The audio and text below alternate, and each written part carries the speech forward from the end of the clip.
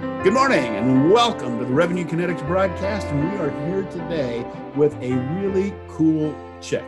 And I don't think she's going to get offended if I use that term, because if you get to know her, you'll discover that not a lot offends her. And what she brings to the table in the world of coaching is a powerful style that brings people to their best place of comfort in dealing with everything that doesn't work for them and holds them back. I might be getting ahead of myself because she may want to tell you this story. So let me shut up and introduce Tanya Keats of Keats Coaching. Hello and welcome, Tanya. Hey, Michael. Thanks so much. Thanks for inviting me. No, I'm so glad to have you. I've enjoyed our conversations leading up to this moment, and I'm looking forward to sharing Tanya Keats with the world. And I really kind of want to start out by making sure that people know who you are and your background and what makes you so good at coaching. Well, it wasn't this is what I always wanted to be when I grew up, because this job didn't exist when I was going to school. I started off as a hairdresser, working my way through college, and then ended up in corporate America. Went to have worked for Honeywell and University of Phoenix, Waste Management, Banner Health. And in those companies, I worked as a process improvement, efficiency, program manager. And so I had a whole lot of different teams, and they always said, you do things differently than everybody else. I'm like, well, what do you mean I do things differently? They're like, you don't harp on us about the numbers. And I said, well, why would I harp on you about the numbers when there's something that's not causing the numbers? And so let's grow and develop that. And then the numbers will just go ahead and happen themselves. So that was my philosophy. Well, as I was going through corporate America, I didn't hate it, but I knew there was something more that I wanted to do. So I got out of corporate America. I started a relocation company, and I realized that was not the industry that I wanted to be in. I ended up on selling that, and I thought, okay, what do I really want to do? What have I loved about all of the opportunities that I've had up until now? And it was really seeing people shine. That moment that a little kid ties their shoes for the first time and there's that amazing glow. I want to see that every day. And I had the opportunity to do that in my previous careers, but I wanted to do that all the time. And so I was telling a friend this, and they said, Tanya, that's coaching. I'm like, what? Coaching. So I looked into it and took some extensive training, and I said, oh my gosh, this is what I love to do. This is what I've been meant to do.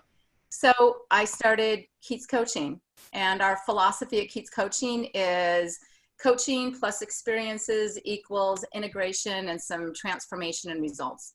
What does that mean exactly? Coaching plus? Coaching plus experiences. Going out and doing things. Yeah. And integration means? Integration means that the talking and the doing transforms and changes what it is that you want to do, often at a much faster pace than just the talking piece. Right. In a moment, I'm going to ask you about the walk and talk, because I think that's such a brilliant strategy that I've never seen done in coaching before. But I want to do something more fun first. Okay. Tell me something nobody knows about Tanya Keats. Wow.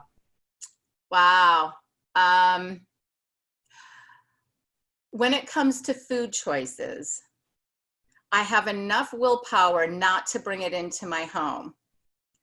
But if someone else brings it in, oh man, it's gone. It's like not a handful of chips. It's like the bag of chips is gone.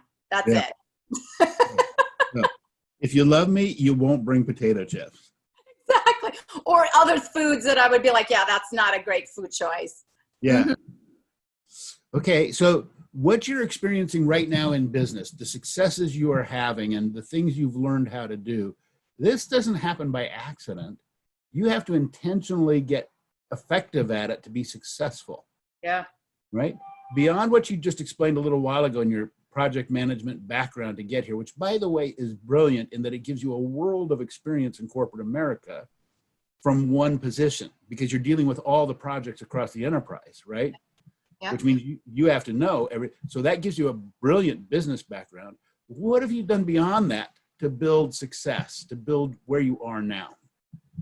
Well, One of the reasons that I was different is because I wasn't just program managing and project managing and doing the efficiencies. It was the coaching element that becomes the human element. And for me, that's one of it. I care. People matter most. And when you get down to an individual, right, our whole world's going through some type of transition right now. And that's where clients come to me. They come to me because they're in a transition. They stay with me because they realize life can be so much easier. And it's about individuals. It's about listening. It's about not listening to just what they're saying, but what they're not saying, and doing it where it's not a judgment attached to it. So you can really live, and we can do stuff and start implementing things to get you to be the best you. You know, yes. And I love how you do it. And I normally ask here, what's somebody's secret sauce and how do they go about doing what they do? And I think you just hit it. And maybe I'm wrong, but you were talking about the walk and talk to me earlier before we got online here. Yeah. And that's an inspirational intervention, if you will, which I think comes from your secret sauce of listening and then feeling your intuition. What's the story of the walk and talk? The story of the walk and talk is COVID, right? COVID's up. And how are we going to meet with clients? And I prefer to meet in person with clients. And we were doing a little more of the video conferencing or phone calls, which was fine, but I still miss the interaction with my clients. Mm-hmm. And so I just said, hey, you want to do a walk and talk before work, after work, on weekends? What does that look like? And that was meeting at a park or meeting someplace that was socially acceptable, staying within their boundaries and protocols, completely respect that. And we would just walk and talk as opposed to sitting and talking at a hotel or wherever else that they may want to be having a conversation. It was out and about walking and talking. And what did you discover from walking and talking? Was there anything different in the results you were getting? Some of the results were a little bit different. Since I have this coaching plus doing something and experience, oftentimes it works so much better with people who they needed to be moving. I'm a person who does great in motion. And so it was, what does that in motion look like? And people were like opening up, and it would get them past some of those boundaries because they were people who did well in motion. And it's not always men, but I mean, think about it. Men, when they bond, they're usually like, oh, let's go fishing. Let's go watch a game. Let's go do something. Motorcycling. Yeah, right? I'm right with you. And so let's go do something. And it's interesting, just that motion of walking also helps process things a little bit faster. It gets you out of your mind. It gets you into your body. It gets you into that heart and somewhat out of that head. Well, people have told me I'm out of my mind most of the time. But that's a different story. It's a beautiful thing, isn't it? One of the things that I've learned to be effective at coaching, and I really learned this in the world of sales, is that there's a whole process of developing trust and credibility and discovering whatever areas you might be correlated to what your interests are. Yeah. How do you do that? How have you gone about developing relationship with people? One, there's what I call a meet and greet, right? It's a free consultation in a sense to see, are we even going to work with each other? Because I'm not for everybody and we may not be a really good fit. So there's a free consultation to say, what does this look like? And then it's that listening, right? It's really that listening to what people are saying, what they're not saying, and being able to do it so they can have their life. Yeah. You know, this is the second time you brought up listening, and you said something a little bit different this time, and I kind of want to play with this. You talked about listening to what they're saying and listening to what they're not saying. Yeah. And I learned some techniques about how to do this, but where did you get effective at listening to what they're not saying? That has been years of training as a child. Years of training. Sadly enough, sometimes bad situations and bad family life Uh-huh. let you tap into what's not happening to find Yeah. out how to keep a safe environment. So it's been a lot of years of that. And I think you just build some of those skills, regardless on how you get them. It was a skill of there's more than just what's going on here, and how do I tap into that, and Yes. intentionally choosing to tapping into that. Um, Yes. as people would say, it's not about the numbers. There's something else going on here. And if I can tap into that, we can get some results and we can enjoy it along the way. Right. And have fun. Because Yeah. isn't fun just the best thing to have? What was that movie? Arthur. Right? Isn't fun just the best thing to have? Remember that? I remember the movie. Yeah. Liza Minnelli, right? Right. Yeah. Mhm. And that was one of his lines. So the listening to what's not being said as a process learned in youth, which I suspect is common in high stress environments for kids, where they're just trying to figure out how to be safe in the space. Yeah. And you Yeah. listen to what the next thing coming down the pike is going to be and get safe before it happens. Is that Yeah. fair? But Yeah. you also, right? And Yeah. you also talked about it as a skill. Do you have any tips or tricks on how people who don't have that background could develop it as a skill? I think there's a lot of skills, and I think these all help with living in the unknown. Mm-hmm. Right? We're transitioning and going into this unknown, and it's not just our whole society, it's individuals. But it's specific to you. It's not we're going to do this and everyone's going to be fine. It's really tapping into having that positive outlook, right? There's something about having a positive outlook. There's there's a handful of things. There's understanding what your wins are from the past. What are your transferable skill sets? What worked and didn't work in other situations that were similar to this? Yeah. I think we have a lot more transferable skills than we realize. Yes. And our failures help us with those transferable skills on what to tap into. It's being present in the moment, right? If you can't be right here, right now, it's like going to a movie. It's not a task on a list of things to do. What did you like about the movie? What didn't you like about the movie? What was the energy in the movie theater? How were you being served when you went and got the tickets? What was that connection like with your people that you were with? Right? It's being very present as opposed to just meandering. Yeah, I get that. Yeah. One of the skills I picked up, one of the things I like to teach people is to start practicing being able to recite word for word what was said in a short sentence, repeat or translate what was being thought at the time that was being said, and what was being felt while that was being thought while that was being said. That's a whole lot going on there, Michael. That's a lot going on. And yet when people do that intentionally, they begin to get present to what's really going on in that space. And I love that as an exercise. Yeah. Although it's not always easy. It's like anything, right? It takes practice. And chances are you going to do all of them at the same time right away? No. Yes. You're going to start doing one, and then you're going to add another one, and you're going to add another one. Right? Yes. Yep. You were talking a moment ago about failure, and I was fascinated. It resonated with me when you said how failure participates. And I have to wonder, not counting that time as a youth, how has failure shaped you or educated you? It's a great teacher and a wonderful motivator. Yeah. I want to say, I remember being a junior in high school, I think. I'm not so sure. And going to the career counselor, right? And the summary was, yeah, you're not college material. And I'm just like, well, thank you for your opinion, right? I was going to college, and since then I've got a bachelor's and a master's. So was it a motivator, or was it an in-your-face type of thing? No. And was it a direct failure? No. But it was somebody who was expecting you to fail, was almost as motivating and as inspirational as the actual failure of, why don't they think I'm college material? What does that look like? And how can I overcome that? Not to how to prove them wrong, but how can I can I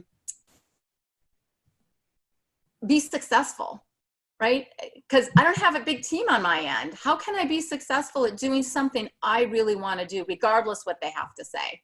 Yes. And so there was that mindset, right? There's that mindset shift that happens. And Yes. so how do I just dive into that? Speak to your experience on mindset shifts. I think there's a world of depth for coaching and people who are considering coaching and understanding the mindset shift. Wow. I don't have to practice words a lot, but I was off track there. It's living in the world of possibilities and not being attached to the outcomes and the responses, I think is the basic foundation. And once again, being present and enjoy the journey. It's not necessarily about the destination. I've got a story for you. So I was really antsy. And as I mentioned before, I do well in motion, and I hadn't been in motion for a while. So I wanted to go just get lost, wander, roam. Yeah. And so I thought, well, where am I going to go? So I picked Santa Fe. I'd never been there. It was long enough for me to meander, and yet it was short enough I could do a turnaround trip in it. So I'm driving up early in the morning. And the most interesting thing about this trip wasn't the destination, it was the journey. Bathrooms, finding a bathroom. I'm driving along, and right, you drive and you find a place, and I stop and I had to get gas, but I ran in and I had to go to the bathroom. And I saw on the sign, bathrooms out of order. And you know what it's like when you drive up to your house and you have to go to the bathroom, you have to go even more. So I'm like, okay, you need to get this under control. You are not going to go to the bathroom right now. You're going to get gas and you're going to find another place. So get that body under control. I'm pumping gas and I see across from me, there's a hotel. I'm like, okay, finish getting gas, go to the hotel. They have bathrooms in the lobbies. You can go to the hotel. I get to the hotel. Do you have a reservation? I'm not even in the lobby. Can't get in. Don't have a reservation. So I'm like, okay, keep it together. Get down the road. No other places around. So I get on the freeway. I get off on the next exit and I go. And they had a bathroom and it was open and it was so glorious. Oh God, It was glorious. Well, here I go. I learned something. Bathrooms are not accessible. I should plan ahead. This is a new adventure for me. And I'm like, oh, game on. So an hour later, apparently I had an itty bitty tiny tank at this point in time in the morning. And so an hour later, I pull off of the approach. I have to start going to the bathroom. So I'm planning and I get met at a checkpoint with a police officer. And he's like, ma'am, what is your business here? And I said, I got to piss like a racehorse. I said, I got to go. And he's like, and he just looks at me and I said, is that Shell gas station bathroom open? And he goes, yes, it is. I said, that's all I need. Well, the Shell bathroom station was not open.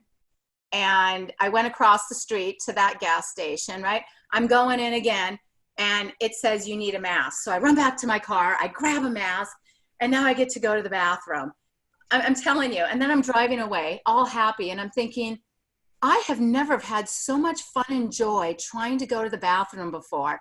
And I thought, what if the police officer wouldn't have let me in? What if he said no?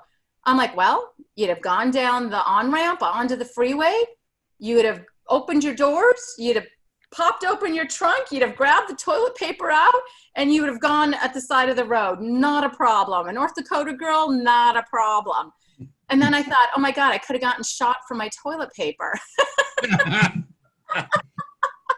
It all worked out. It all worked out. But I had a backup plan. What was your greatest takeaway from that? It's have a backup plan and it's roll with the punches. And I never thought going to the bathroom was going to be such an adventure. Right. I have to share with you, you had shared that story with me a week ago or so. Over the weekend, I was with two other motorcycle riders running around the countryside, and we had a similar problem. One of the guys with us needed to use the restroom. He walked around behind the station we were at, and if it wasn't available, he was just going to go there. And there were three women behind the station. Never mind. You get the point. It's an adventure. Hey, I do. This has been such a blast. I love this. And I have to believe that there are people who are going to want to know who is Tanya Keats and how do we get a hold of Tanya Keats? And I want people to know, like, what questions those people are asking that you are the perfect answer to. So can you update us on who you are, how to reach you, and what kinds of people have things going on that you are the best answer for? People come to me because they're in transition, and people stay with me because they find ease in how to live and lead their life. And Love it. transition can be getting kids leaving the house. It can be a new job. It can just be trying something new or exploring something different. It could be the beginning or the end of a relationship, right? A death, right? It's all over the place. Transition. Ease, people are just finding out that, you know, the antiquated way of doing things by myself, it doesn't have to be that way. I can have someone who has my back, and it makes things easier. That has my best interests in mind. It makes things easier. It's awesome. They can reach me at keatscoaching.com. They can give me a call at 480-937-0876. I'm on LinkedIn, Facebook. Connect with you everywhere. Yeah, absolutely. That's so awesome. It's been so much fun having this conversation with you. I'm looking forward to hearing what results from it. And I just want to say thank you for being fun and being a friend. Oh, my pleasure, Michael. It's always so much fun. Right? Yes, thank you. Next time, we'll have a walk and talk. I love that. I All right. love that. Thank you so much for joining me today, and I will look forward to the next time we get to play.